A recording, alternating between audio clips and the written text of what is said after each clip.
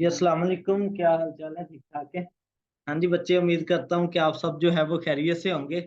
जी बेटे, हमारा जो है वो एसईओ कोर्स चल रहा था, जिसमें आज क्लास 7 है। और क्लास 7 में हम ऑन पेज एसईओ फैक्टर्स के मुतल्लक जो है वो बात करेंगे। जैसे कि आप लोगों ने हल्का सा अगर इमेजिन किया हो, तो मैं थोड़ा थोड़ा जो है वो गो थ्रू करवा रहा हूँ आपको। इस एसईओ के काम के साथ अटैच करने की कोशिश कर रहा हूँ। अभी मैं डिटेल की तरफ या प्रैक्टिकल वर्क की तरफ नहीं गया। आपके माइंड में सारा स्केच जो है वो बिठा रहा हूँ कि बेसिकली पॉइंट्स को, काम को करना किस वे से है, किस सेंस से करना है, और कौन कौन सी टर्म्स इन्वॉल्व होती हैं हमारे काम के दौरान, ताकि हमारा जो बिगनर पॉइंट है ना, यानी कि अलिफ बे ABC 1 2 3, ये हमारी क्लियर हो। जब वो क्लियर हो जाती है ना, तो फिर हमें काम करने के अंदर किसी किस्म की कोई दिक्कत, परेशानी, प्रॉब्लम नहीं आती। तो चलें जी, हम बढ़ते हैं ऑन पेज एसईओ फैक्टर्स की तरफ। तो बच्चे, जब भी आपने ऑन पेज एसईओ करनी है, तो सबसे पहला रोल आता है ऑन पेज एसईओ में कीवर्ड्स का। ठीक है, आपको मैं कीवर्ड्स फाइंड करने भी बताऊंगा, डिफरेंट मेथडोलॉजी से जो है वो फाइंड करने बताऊंगा। ठीक है, अब आज के लेक्चर में आपने जस्ट इमेजिन करना है कि हमने काम के कीवर्ड्स फाइंड कर लिए। ठीक है, जो भी हमने ब्लॉग बनाना है, ये फाइंड करने में सिखाऊंगा A to Z।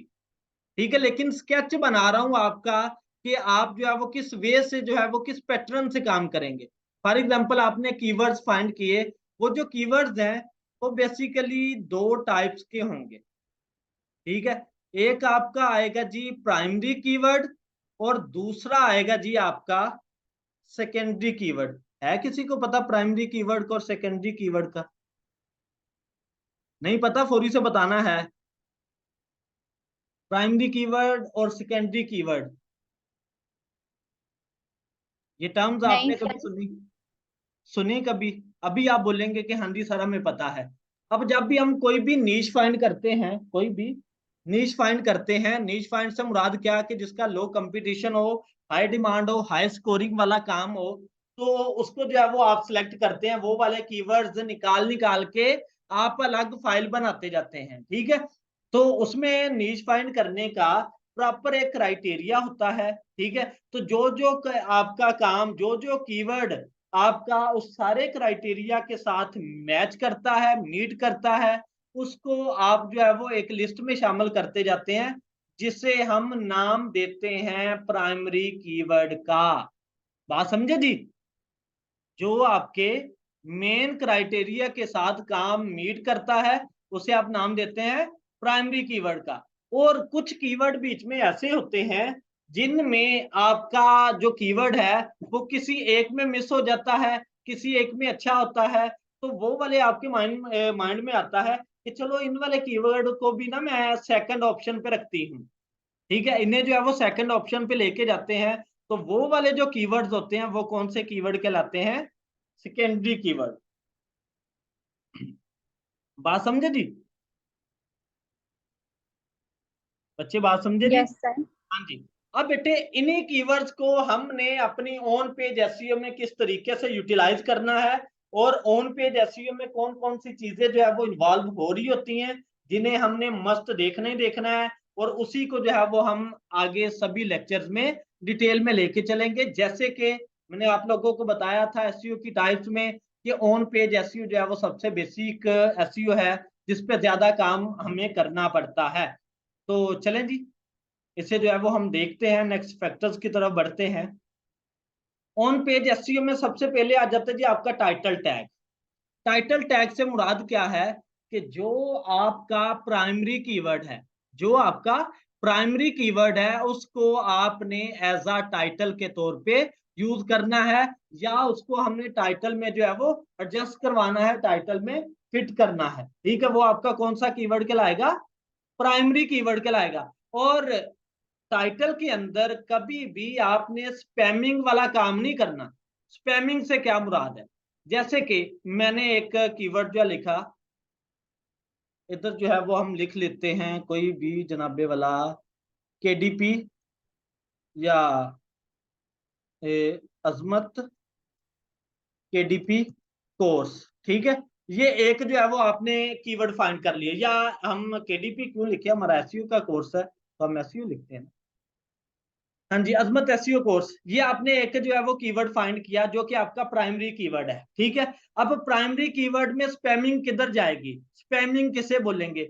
आपने टाइटल के तौर पे तो इसे यूज कर लिया, लेकिन नीचे जाके आपने क्या किया, टाइटल के बाद जब आप सब टाइटल यूज करें तो उधर आप क्या करें, उधर आप इधर बेस्ट कर दें, बेस्ट अजमत एसईओ कोर्स, ठीक है। तो ये क्या चीज आ गई, ये आपकी स्पैमिंग में आएगी, या इसे आप कीवर्ड स्टफिंग का नाम भी दे सकते हैं।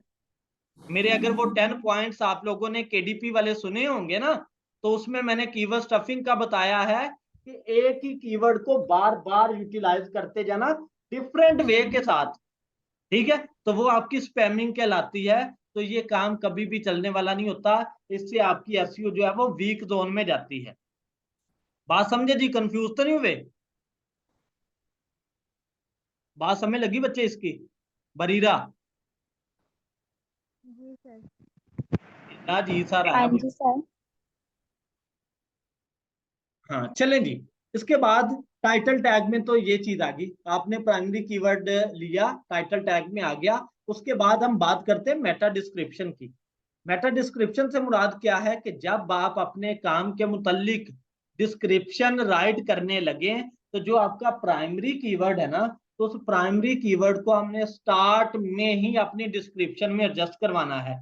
और वो एडजस्ट इस तरीके से करवाना है कि वो आपके सेंटेंस के साथ मीट करे, आपके सेंटेंस को खराब ना करे। जबरदस्ती किसी भी चीज को जो है वो बीच में नहीं घुसेड़ना, ठीक है। खुद से जो है वो बीच में सेट करने की कोशिश नहीं करनी, इस तरीके से जो है वो सेट करना है कि वो आपका प्राइमरी कीवर्ड के तौर पे चीज यूज हो, ना कि स्पैमिंग के तौर पे।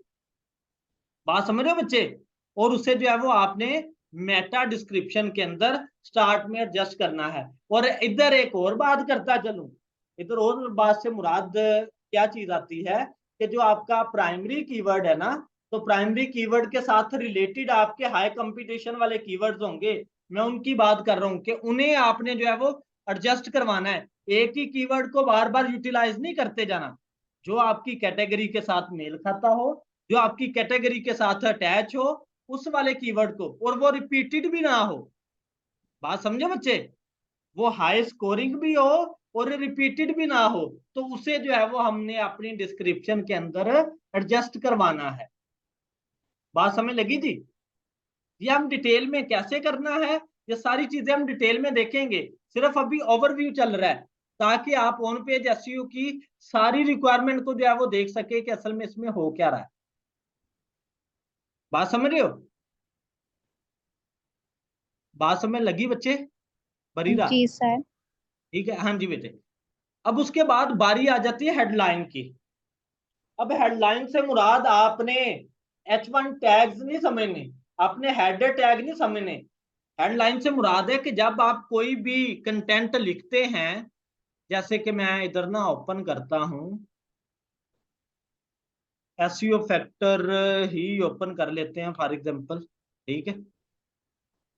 तो इसमें जो है वो चलते हैं लेके, हम ये चीज ओपन करते हैं, ठीक है, कि ब्लॉग के अंदर आपकी ये देखें नहीं बच्चे, ये एक तरह की आपकी हेडलाइन आ रही है, ठीक है। इस हेडलाइन के अंदर आपने अपने कीवर्ड्स को, प्राइमरी कीवर्ड्स को, अगर आपको प्राइमरी कीवर्ड का कंसेप्ट समझ लग गया ना, तो फिर आपको पता चलेगा कि क्या चीज है। प्राइमरी कीवर्ड से मुराद आपके हाई स्कोरिंग कीवर्ड, ठीक है, जिनको आप अपने कंटेंट में यूज करेंगे, तो आपका आपकी पोस्ट, आपका ब्लॉग जो है, आपकी वेबसाइट जो है वो टॉप पे आएगी। वो बेसिकली आपके प्राइमरी कीवर्ड हैं, ठीक है। तो इससे आपने अपने कंटेंट के अंदर जो हेडलाइन बन रही है ना, ठीक है, उनके अंदर जो है वो आपने यूज करना है। तो वो बेसिकली आपकी क्या कहलाएंगी, हेडलाइंस का ऑप्शन जो है वो कहलाएगा। बात समझे जी? ये चीज बच्चे ओके हुई? सर हेडलाइन एक बार दोबारा रिपीट कर दें। हेडलाइन से मुराद मैंने आपको क्या बोला है कि आपने जो सारे का सारा कंटेंट राइट करवाना है ना, उस कंटेंट की मेन हेडलाइन होती है। जैसे आप समरी नहीं दे रहे होते किसी भी चीज की, ठीक है, मेंशन कर रहे होते हो कि ये वाला जो ऊपर वाला काम है वो सारा बेस कर रहा है इस वाली चीज के ऊपर, ये, ठीक है, इस वाले के ऊपर। तो ये बेसिकली क्या है, उसकी हेडलाइन है। जैसे कि कोई भी आप न्यूज जो है वो देखते हैं, तो न्यूज में जो 40 मिनट सारा काम होना है, जिसे आप वो क्या कहते हैं, एपिसोड से पहले चीज नहीं चल रही होती, ठीक है। हाँ, ट्रेलर के तौर पे भी चीज जो है वो कह सकते हैं, वो एक तरह का हेडलाइन होती है पूरे काम की। हेडलाइन देते हैं ना, उसके बाद फिर सारी उसकी जो है वो डिटेल चल रही होती है कि जो सारा ऊपर काम किया, ठीक है, उसका मेन मेन पॉइंट क्या है, लबो लबाब क्या है, जैसे खुलासा बोलते हैं, ठीक है। थोड़ा थोड़ा जो है वो काम सारा जो है वो शॉर्ट शॉर्ट वे में बताना, वो बेसिकली आपकी हेडलाइंस कहलाती हैं। उन हेडलाइंस के अंदर अपने मेन कीवर्ड्स को यूज करना। बात समझे जी। जी और सर। हेडलाइन से पुत्र, हेडलाइन कॉमन सेंस से बातों को पिक करते हैं ना, कि हेडलाइन से मुराद ही ये चीज है कि जो मेन मेन लोगों को अपने काम की तरफ मुतवज्जो करवाना। लोग अपने पूरी, जैसे मैंने ये वीडियो जो है वो बना रहा हूँ, जो मेरे मेन मेन प्लॉट होंगे, जो मेरा मेन मेन सस्पेंस वाला काम होगा, वो मैं स्टार्ट में रख दूंगा, ठीक है, ताकि लोग इस चीज को देखें और उसकी तरफ अटैच हो, और उस वाले काम को ढूंढने के लिए, उस वाले काम को देखने के लिए ही मेरे सारे काम को जो है वो विजिट करें, सारे काम को देखें, मेरे पेज पे स्टे करें। बात समझ रहे हो बच्चे? ओके हुई ना? कि जो हेडलाइन जी। वाली चीज होती है, उसी चीज को डिटेल में देखने के लिए लोग उस वीडियो को, उस काम को, उस बुक को जो है वो देखते जाते हैं, ठीक है। ये बेसिकली जो है वो काम है, हेडलाइन से मुराद ये चीज है। उसके बाद है बच्चे बेटे हेडर टैग। और हेडर टैग्स आपके H1 से लेके H6 तक होते हैं। और एक ब्लॉक के अंदर हेडर टैग बेसिकली एक ही होता है, मल्टीपल हेडर टैग्स नहीं हो सकते, ठीक है। वो किस तरीके से, अब जरा ना क्लियर कीजिएगा पॉइंट। मैंने एग्जांपल के तौर पे इन चीजों को ओपन किया ताकि आप लोग जो है वो बात को समझ सको। इधर लिखा है जी क्रैकिंग द कोड, सही है।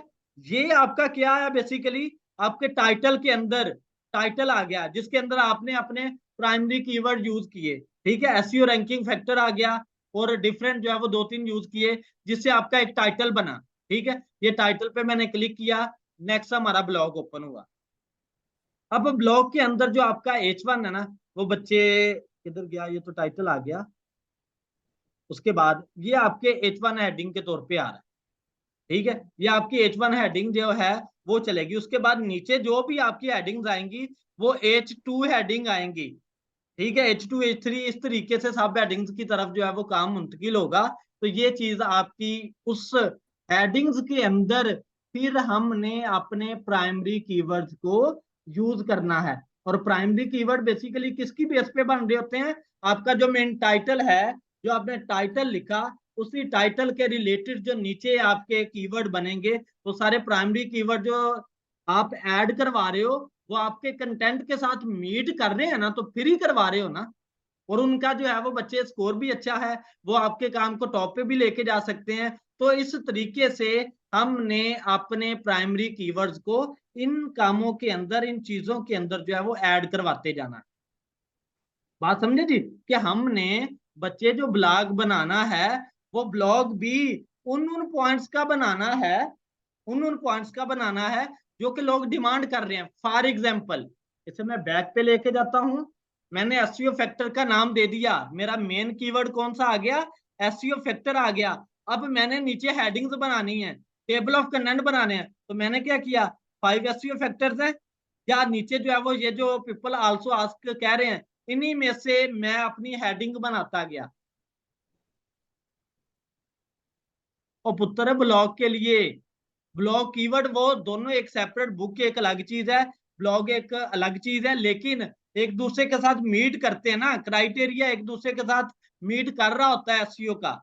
जब आप इन पॉइंट्स को समझेंगी ना, तो जब बुक की एसईओ आप करने लगेंगी, तो आपको ये चीजें समझ आएंगी कि असल मैंने कीवर्ड्स को यूटिलाइज किस तरीके से करना है। मैंने अपने काम को रैंक करवाना है, तो उसका प्रोफेशनल वे क्या है, ठीक है, ऑर्गेनिक वे उसका क्या है। और वो आपके जो दूसरा मेन टूल है, जो आपका मेन सॉफ्टवेयर है या मेन वेब है जिसपे आप काम करने जा रहे हैं, उसकी गाइडलाइन के मुताबिक वो सारे का सारा काम है। सही है जी। तो ये असल में जो है वो इसमें चीज चल रही है। समय लगी, मुझे लग रहा है कि कंफ्यूज हो रहे हो। अगर कंफ्यूज हो रहे हो, बात बताओ फौरी से, मैं उसे जो है वो और एग्जांपल यूज करूं ताकि आपको बातें क्लियर हों। सर टाइम ये पास कर प्रैक्टिकल देना, से ही थोड़ा क्लियर होगा। ठीक है। इसलिए ये जो चीजें मैं आपको बता रहा हूँ ना, ये बता रहा हूँ कि जब अभी मैं आपको बातें बताऊंगा ना, फिर हम प्रैक्टिकल करेंगे, तो आपके माइंड में वो चीजें होंगी कि हाँ यार ये हाँ चीज मैंने पहले सुनी हुई है। अगर डायरेक्टली हाँ जाके प्रैक्टिकल की तरफ जाऊंगा तो आपको कुछ पता नहीं चलना कि हो क्या रहा है। हाँ सही है, ये असल में जी चीज है। ठीक है जी। तो ये बच्चे हुआ, ये हमारे हेडर टैग्स तक। उसके बाद हम बढ़ते हैं जी keywords in URL. Keyword in URL से मुराद क्या है? मेरी वेबसाइट है जी सिमलिशिस, ठीक है, .com, आगे स्लैश लगी, और मेरा जो मेन कीवर्ड था अजमत एसईओ कोर्स। ठीक है, इस तरीके से, यानी कि जो आपके प्राइमरी कीवर्ड्स हैं उनको यूआरएल के अंदर भी यूटिलाइज करवाना, यूज करवाना, जिससे आपकी एसईओ जो है, जो आपकी ऑन पेज एसईओ है, वो मजबूत होती है। अब किस तरीके से करवाना है, क्या सारा तरीकाकार है, इसकी डिटेल मैंने आपको बताया है कि नेक्स्ट वाले जो लेक्चर हमारे चलने हैं वो प्रॉपर इसी पे चलेंगे। जैसे मैंने आपको ये बताया जी, टाइटल टैग किस तरीके से करने हैं इस पे चलेगा, मेटा डिस्क्रिप्शन पे चलेगा। ये समझ लें कि आपको ट्रेलर बता रहा हूं, ठीक है, ये समझ लें कि मैं आपको हेडलाइन बता रहा हूं अपने काम की, इसकी डिटेल मैंने आपको बतानी है।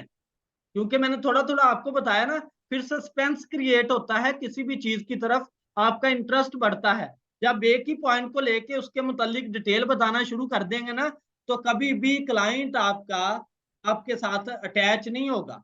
अपने क्लाइंट को अटैच करने के लिए उससे मस्ट जो है वो प्लॉट देना पड़ता है, मस्ट ट्रेलर देना पड़ता है। ये स्ट्रेटजी है काम को ऊपर लेके आने की। बात समझे जी? ओके हो गया भाई। जी। आपका कहने का मतलब ये है कि ये मेन पॉइंट है। हाँ जी, ये मेन पॉइंट्स हैं जो हमने करने हैं ऑन पेज एसईओ में, जिनकी मदद से हमारी ऑन पेज एसईओ होनी है। ठीक है। बात समझे जी, ये चीज है। उसके बाद आ जाता है बच्चे इमेज ऑप्टिमाइजेशन। इमेज ऑप्टिमाइजेशन से मुराद क्या है? वो हो गया ना पुत्र, ये चीज मैंने आपको मिसाल के तौर पे बता दी ना, कि हमारा वेबसाइट है, उसके बाद हम स्लैश के बाद जो कीवर्ड, प्राइमरी कीवर्ड यूज करेंगे अपने यूआरएल के अंदर, वो डिटेल के अंदर हम सारी बातें जो है वो डिस्कस करेंगे। इन कीवर्ड इन यूआरएल से भी आपकी ऑन पेज एसईओ जो है वो मजबूत हो रही होती है। अब कैसे करना है, क्या सारा तरीका कार है, वो डिटेल हम देखेंगे स्टेप बाय स्टेप। ठीक है, ये कौन सा जनाबे वाला आज ही खत्म हो जाना, इसको 2 मंथ लग रहे हैं और। चलें जी, इमेज ऑप्टिमाइजेशन। इमेज ऑप्टिमाइजेशन से मुराद क्या है? इमेज ऑप्टिमाइजेशन से मुराद है कि आपने जो प्राइमरी कीवर्ड यूज करना है, तो आप उसकी जो है इमेज भी बनाएंगे। जैसे कि ये आपको फर्स्ट में एसईओ फैक्टर वाले पे ही लेके जा रहा हूं, तो ये आप देख सकते हैं कि एक उसने क्या किया, universal 10 powerful SEO ranking factor, ये एक उसने कीवर्ड यूज किया जिसमें एसईओ रैंकिंग फैक्टर भी आ रहा है, पावरफुल लगेगा, फिर भी जो है वो आपका कीवर्ड आएगा, वो चीज टॉप पे शो होगी। एक उसने क्या किया, 10 crucial SEO ranking factor you need to know.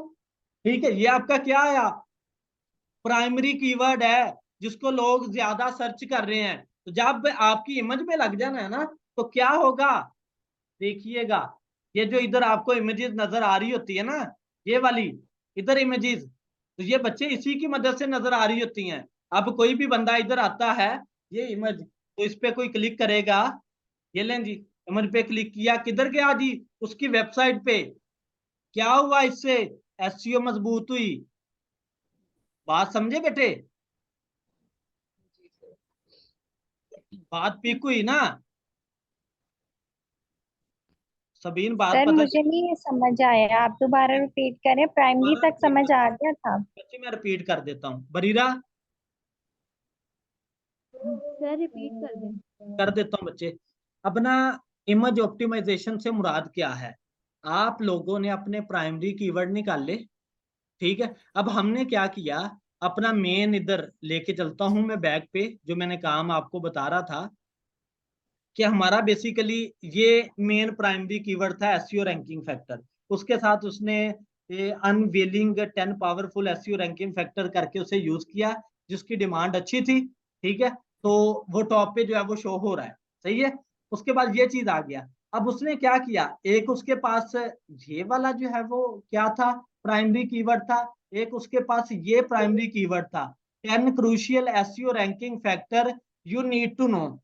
ठीक है, अब होता क्या है, इससे मुराद क्या है कि कोई भी पर्सन अगर इस चीज को सर्च करता है ना, तो क्या होगा, इसके रेलेवेंट जो है वो इमेज टॉप पे शो होगी। जैसे कि ये इमेज शो हो रही है ना, इसके रिलेटेड इमेज आ रही है ना, ये गूगल रैंकिंग फैक्टर के रिलेटेड इमेज आ रही है ना, किस बेस पे आ रही है, ये मेरे बच्चे इसी इमेज ऑप्टिमाइजेशन के जरिए से आ रही है। अब ये टॉप पे शो हुई, मैंने आप लोगों ने इस पे क्लिक किया, क्लिक करने के बाद फिर इस पे क्लिक किया, तो क्या हुआ, वो आपको उसकी वेबसाइट पे ले गया जिस जगह पे वो इमेज मौजूद है। तो ये किसकी मदद से आया, ये बच्चे इमेज ऑप्टिमाइजेशन की मदद से आया। सही है कि हमने अपने जो प्राइमरी कीवर्ड्स हैं उनको अपनी इमेज के अंदर भी एडजस्ट करवाना है। ठीक है, ताकि अगर जी जी बोले। सर एक तो आपने कहा है कि आपने प्राइमरी कीवर्ड को इमेज में लगाना है, और जब आप इमेज के साथ अटैच होंगे तो फिर वो वेबसाइट पे आएंगे।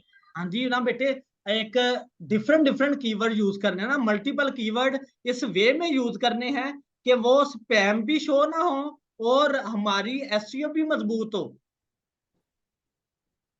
बात समझ रहे हो बेटे, वो जी। स्पैमिंग में भी ना आए और हमारी एसईओ भी जो है वो स्ट्रांग हो। यही असल में मेन रीजन है।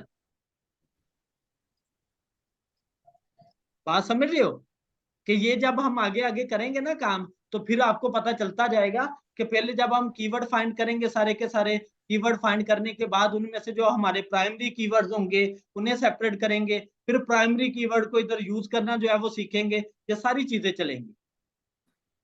बात समझे तो जी। ये डिपेंड, तो ये हमें डिपेंड करता है कि हम कितने ज्यादा कीवर्ड यूज करेंगे, लाइक क्वांटिटी कितनी होनी चाहिए उनकी। बच्चे ये जितने भी ज्यादा, मैंने आपको बताया ना, जितने ज्यादा यूज करेंगे उतना आपके लिए एडवांटेज है, लेकिन यूज आपने उसे एक टेक्निक के मुताबिक करना है कि वो स्पैम शो ना हो।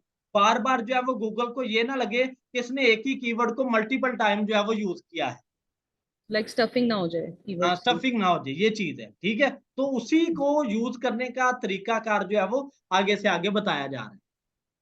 सही है ठीक जी। है। उसके बाद जी। बच्चे आ रहा है जी फॉर्मेटेड टेक्स्ट।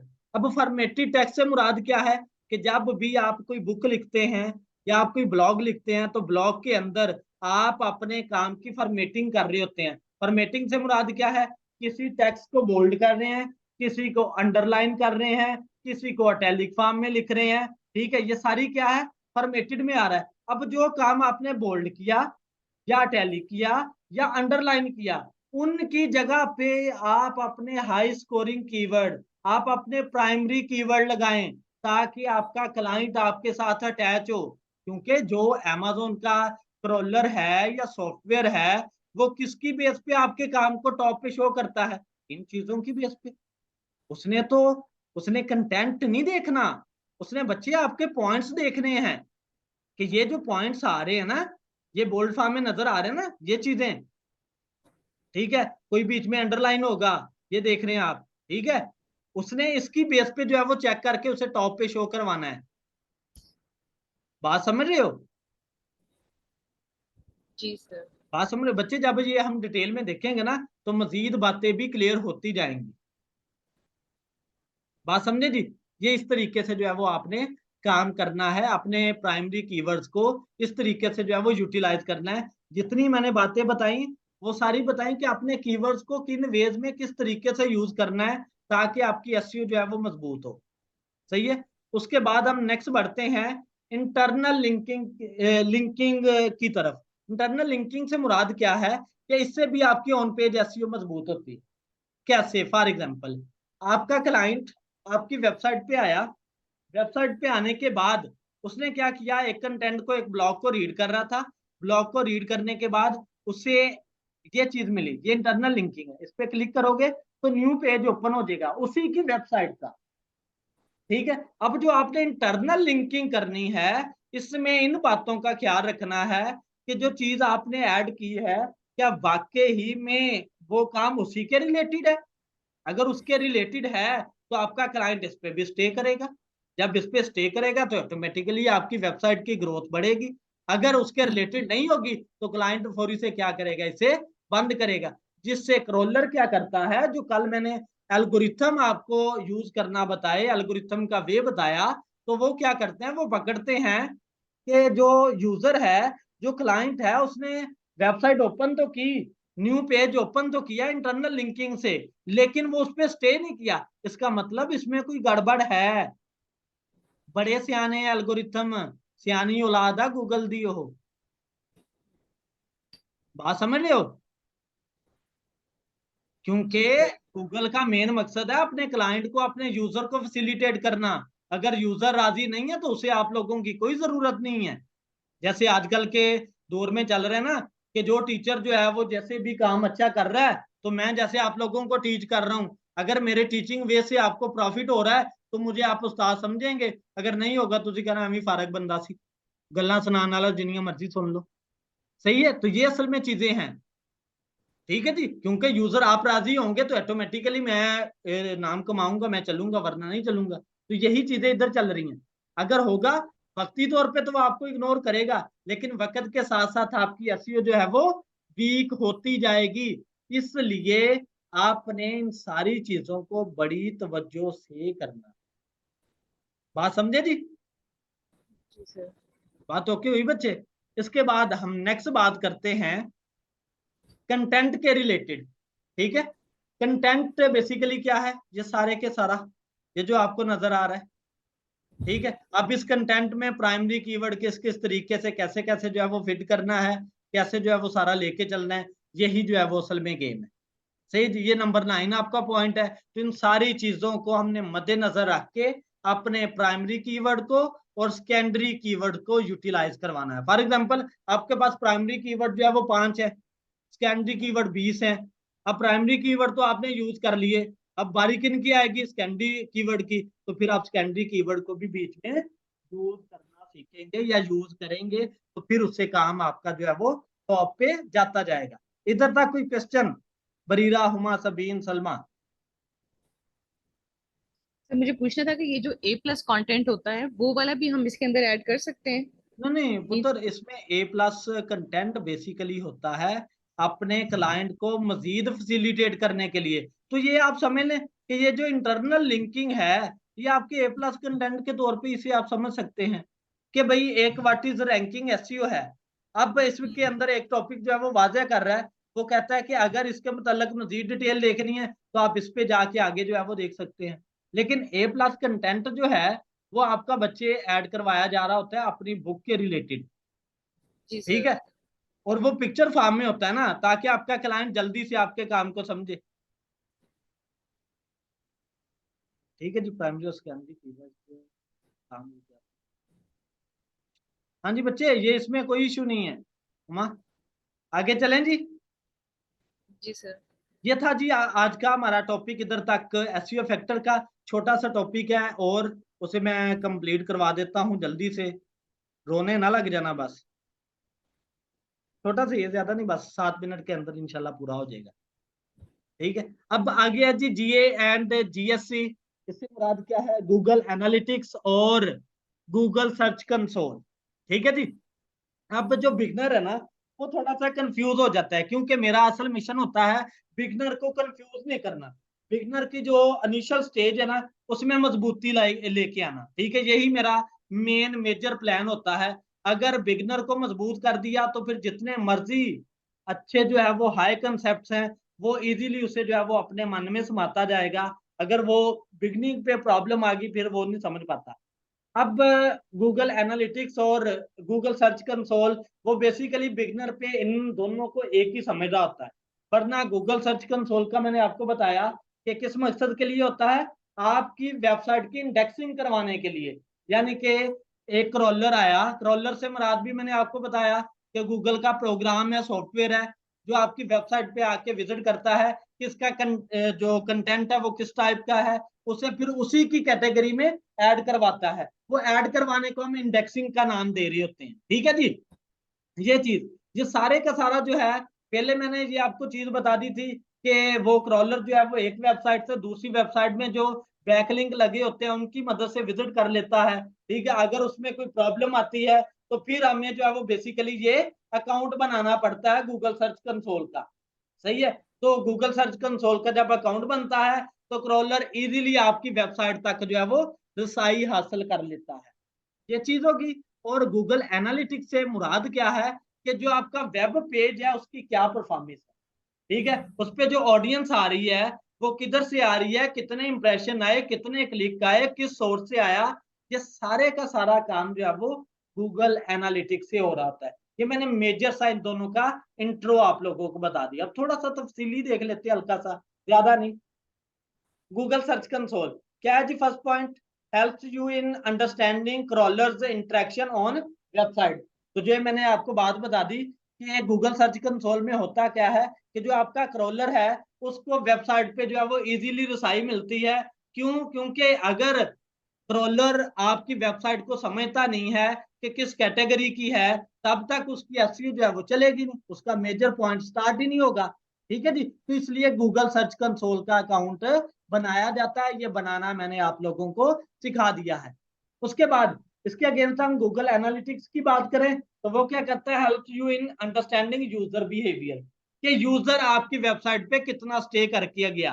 ठीक है जी, यूजर की जो है वो किस ब्लॉग पे उसने क्लिक किया, कितनी देर स्टे किया, क्या उसकी परसेंटेज है, पूरे आपका जो प्राइमरी कीवर्ड था, जो आपका टाइटल था, उस पर कितनी देर जो है कितने इंप्रेशन आए, ये सारे के सारे सीन।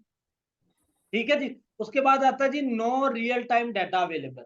इसमें रियल टाइम डाटा अवेलेबल नहीं रहता, लेकिन इसमें क्या है, it can give you real time data. बात समझ रहे हो? तो इसमें क्या है कि जो आपको इंप्रेशन आए हैं या क्लिक्स आए हैं, ठीक है, वो सारे का सारा आपको रियल टाइम दिखाएगा। वो 2 डेज का हो, वो 28 डेज का हो, वो 7 डेज का हो, ये सारे का सारा जो है वो चीज आपको शो करवाएगा। उसके साथ है जी third point, website health tracking. यानी कि आपकी वेबसाइट में, क्योंकि आपको बताया ना, आपने जितने वेब पेजेस बनाने हैं, जितने मेन्यूज, जितनी कैटेगरी क्रिएट करनी है, उससे क्या पता चलेगा? आपकी वेबसाइट की जो है वो हेल्थ का पता चलेगा कि कितनी स्ट्रॉन्ग है। ठीक है, वो किसकी मदद से होगा? गूगल सर्च कंसोल की मदद से। लेकिन ये किसकी ट्रैकिंग देता है? यूजर की देता है। ठीक है, सिंपल माने में बताऊं, गूगल सर्च कंसोल से आपकी वेबसाइट गूगल वालों को पता चलती है, गूगल एनालिटिक्स से यूजर का हमें पता चलता है कि यूजर हमारी वेबसाइट पे कितना आ रहा है। बात समझ रहे हो? ठीक है, उसके बाद है बच्चे only organic traffic from Google search. इसके बाद लास्ट पॉइंट है जी ट्रैफिक फ्रॉम ऑल सोर्सेज। जितने सोर्सेज से आपकी ट्रैफिक जनरेट हो रही है, जिधर से भी कोई आ रहा है, कोई व्हाट्सएप से आ रहा है, कोई जनाब फेसबुक से आ रहा है, कोई अदर बैकलिंक से आ रहा है, जिस भी जगह से आ रहा है, तो सारे का सारा जो है वो इधर शो करवाएगा। ठीक है जी, ये बेसिकली जो है वो गूगल एनालिटिक्स जो है वो कहलाएंगे। ये आपका अलग सॉफ्टवेयर। अब कोई बात इसमें पूछनी है? ये दोनों सेपरेट सेपरेट पॉइंट हैं, उनको कभी भी मर्ज नहीं करना। इसलिए बीच में फिर मैंने ना इन्हें ऐड करवा दिया ताकि आप लोग इस पॉइंट पे भी कंफ्यूज ना हो। सही है जी, कोई क्वेश्चन? सर जी सर आपने कहा कि जो गूगल सर्च कंसोल है ना, तो इसका अकाउंट बनाना जरूरी है। तो सर उसका अकाउंट क्यों जरूरी है बनाने के लिए, बनाना? बच्चे, अगर गूगल सर्च कंसोल का आपका अकाउंट नहीं है तो आपको पीछे वाले, अगर आपने मेरे एसईओ के लेक्चर देखे हो ना, तो मैंने उसमें बताया है कि बेसिकली जो क्रॉलर्स हैं, जो गूगल के क्रॉलर प्रोग्राम्स हैं, वो क्या करते हैं? आपकी वेबसाइट पे आते हैं, उसे विजिट करते हैं कि ये वेबसाइट किस टाइप की है, क्योंकि उसने यूजर के सामने उसे शो करवाना है ना। तो वो जिस हम्म। कैटेगरी की होती है, तो फिर उसकी इंडेक्सिंग डेटाबेस में उसी लिहाज से वो करवा रहा होता है। बात समझे जी? अब बाज दफा उससे उसे जो है वो क्रॉलर को अपनी वेबसाइट तक पहुंचाने के लिए दो वेज होते हैं। एक तो आप जब बैकलिंक यूज करते हैं तो एक वेबसाइट से दूसरी वेबसाइट तक जो है वो क्रॉलर की प्रोग्राम की रसाई हो रही होती है। अगर उनमें किसी किस्म का कोई टेक्निकल इशू आ जाए, कोई प्रॉब्लम आ जाए, ठीक है, तो फिर वो विजिट नहीं कर पाएगा। वो दिल करे मंथ ना करे, वो 10 दिन ना करे, वो 15 दिन ना करे, इसका मतलब आपका काम तो ओके नहीं हुआ। ठीक है, तो उसे जो है वो फौरी से गूगल को जो है वो एडजस्ट करने के लिए, गूगल को तक जो है वो पहुंचाने के लिए फिर ये अकाउंट बनाया जाता है, जिससे गूगल का क्रॉलर इजीली आपकी वेबसाइट तक पहुंच जाता है। तो ये असल मकसद है इसका। सही सही। ओके हुआ जी? जी सर। डन है बरीरा? कोई क्वेश्चन? ओके है बच्चे? नो सर, सब क्लियर है। चलें जी। जी, ठीक है, जजाक अल्लाह। अल्लाह हाफिज। अल्लाह।